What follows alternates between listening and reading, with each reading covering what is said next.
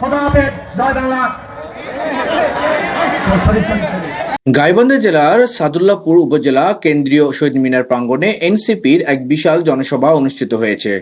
এই জনসভায় জয় বাংলা স্লোগান দিয়ে চরম বিশৃঙ্খলা ও বিতর্কের সৃষ্টি করেছেন সাদুল্লাপুর উপজেলা এনসিপির সভাপতি শফিজাল ইসলাম। এই জামালপুর ইউনিয়নের মানুষ সহ 11 ইউনিয়নের মানুষ, আপনারা বিভিন্নভাবে আমাকে চেনেন, এতটুকু যদি সহযোগিতা করেন, যদি আপনারা আমাকে ভালো জানেন, এই ভালোটুকু একটু প্রশংসা করবেন। রব্বুল আলামিন এই জামালপুর ইউনিয়নের চেয়ারম্যান আমাকে ঠেকাতে পারবে না। এই আশা নিয়ে আমার বক্তব্য শেষ করছি। খোদা হাফেজ, জয় বাংলা।